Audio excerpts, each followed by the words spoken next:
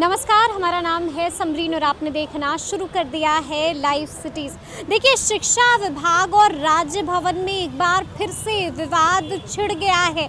आपको बता दें कि ये पूरा विवाद एक पत्र को लेकर शुरू हुआ। आपको बता दें कि राज्य भवन ने कुछ दिनों पहले तमाम विश्वविद्यालयों के कुलपतियों को एक पत्र जारी किया था, जिसमें साफ साफ कहा गया था कि राजभवन के अतिरिक्त किसी के भी आदेश का पालन नहीं करना है। जिसके बाद आपको मालूम होगा कि शिक्षा विभाग की तरफ से भी एक पत्र जारी किया गया था, यानी कि अब शिक्षा विभाग वर्सेस राजभवन एक बार फिर से हो गया है। तो आखिर मामला क्या है, क्या कुछ हुआ है और आगे क्या हो सकता है, इन्हीं तमाम मौजुओं पर हमने सीनियर जर्नलिस्ट लक्ष्मीकांत सज्जल जी से बातचीत की है। तो जरा सुनिए उन्होंने क्या कुछ बताया है। नमस्कार, लक्ष्मीकांत सज्जल जी, समरीन बात कर रहे हैं लाइव सिटीज से। हाँ जी, नमस्कार। नमस्ते। तो सबसे पहले बार फिर से बड़ी खबर यह है कि राजभवन वर्सेस नीतीश सरकार हो गया है, या ये कहें हम कि राजभवन वर्सेस शिक्षा विभाग हो गया है। तो अब क्या मामला है, अब क्यों एक बार फिर से ठन गई है शिक्षा विभाग और राजभवन के बीच? देखिए, आपको याद होगा कि पिछला जो विवाद था जी जी, वो कुलपतियों की नियुक्ति को लेके था। बिल्कुल बिल्कुल। और वो मामला तब शांत हुआ कहीं जाके जी जब मुख्यमंत्री नीतीश कुमार जी की मुलाकात हुई राज्यपाल से, और उसके बाद फिर उन्होंने हस्तक्षेप किया। तब जाके उस विवाद का पटाक्षेप हुआ। और ये पिछले हफ्ते की घटना है।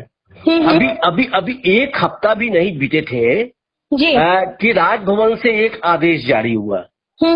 उस आदेश में वो आदेश जारी हुआ राज्यपाल के प्रधान सचिव रावत एल चोंगचू साहब के दस्तखत थे, और वो आदेश सभी कुलपतियों के लिए था।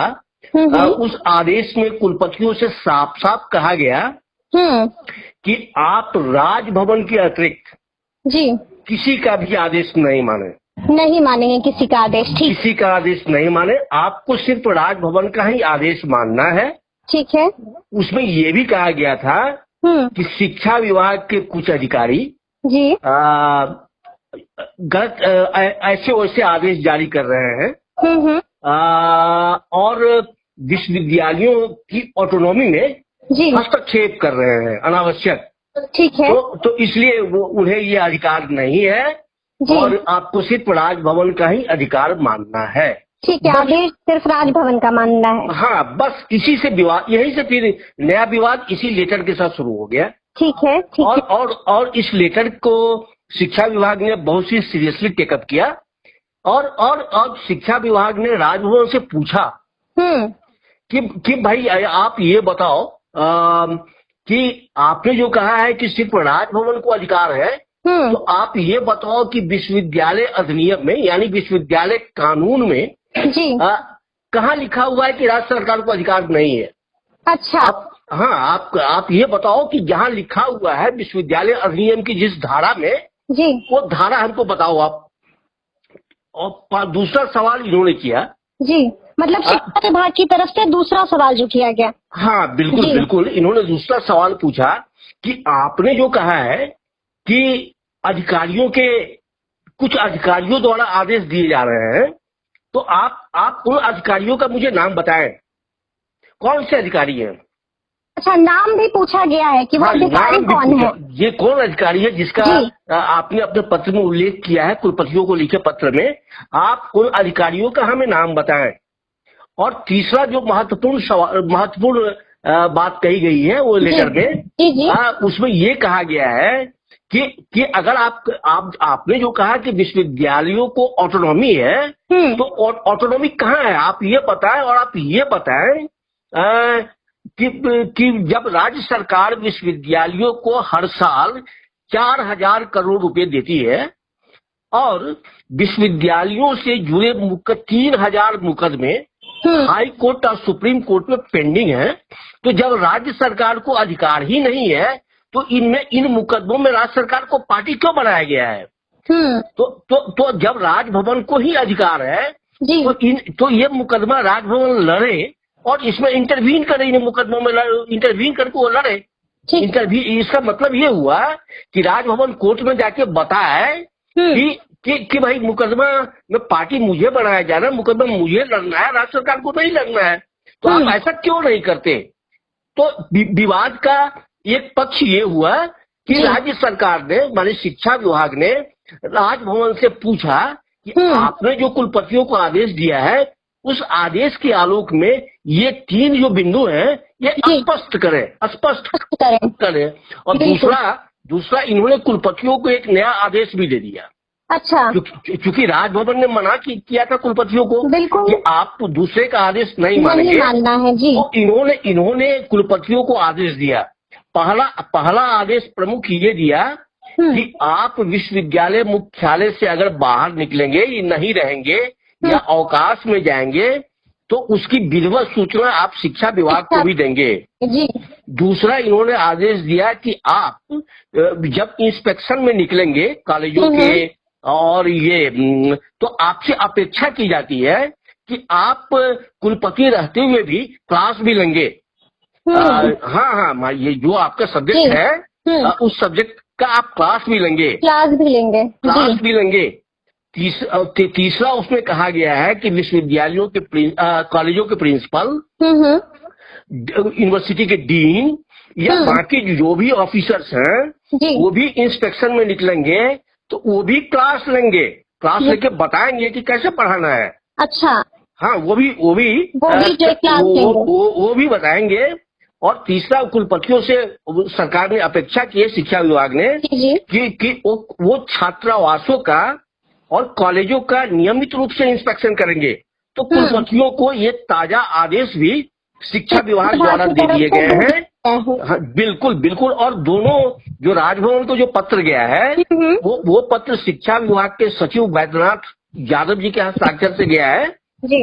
और वो पत्र संबोधित है शिक्षा राजभवन के प्रधान सचिव रावत चौंगथू साहब को, जिनके दस्तखत से कुलपतियों को आदेश जारी हुआ था जी। और कुलपतियों को जो शिक्षा विभाग ने आदेश दिया है जी, वह आदेश भी बैद्यनाथ यादव जी शिक्षा सचिव के दस्तखत से ही जारी हुआ है। तो इसी को लेके अब एक बार फिर हफ्ते भर के बाद ही राजभवन और शिक्षा विभाग दोनों आमने सामने है। और इस बार जो विवाद का मामला है, टकराव का मसला है, वो कुलपतियों की नियुक्ति नहीं है, तो विश्वविद्यालयों पर किसका पावर है, किसका अधिकार है। तो ये टकराव अधिकार को लेकर है, पावर को लेके है। यही है जो पत्र का आप जिक्र कर रहे हैं, वो पत्र हमने देखा तो उस पत्र में ये भी बातें कही गई है, नसीहत कही है शिक्षा विभाग की तरफ से।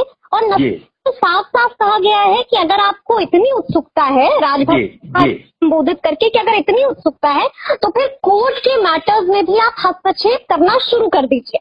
बिल्कुल। या ये चुनौती समझे हम?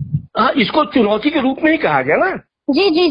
ये तो कंप्लीट शिक्षा विभाग ने राजभवन को चुनौती दी है कि ये जो 3000 मुकदमे हैं, जिन मुकदमों को हम लड़ रहे हैं, जिन मुकदमों में मुझे पार्टी बनाया गया है, बिल्कुल, तो उसको आप लड़िए ना, इंटरवेन कीजिए।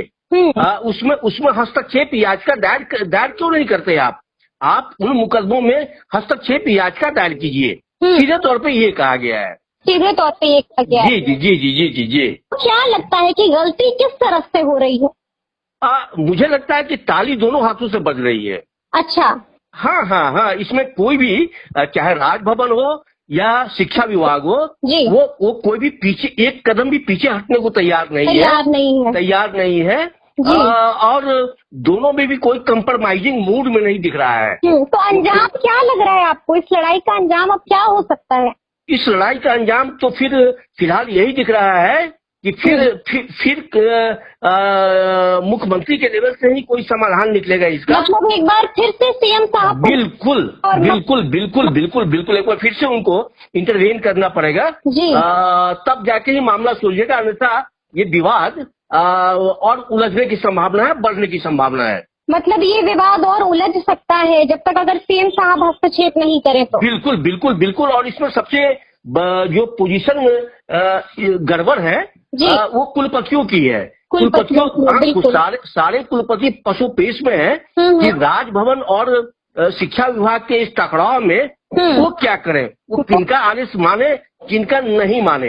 तो वो खुद को दोनों ओर से बंधे हुए महसूस कर रहे हैं।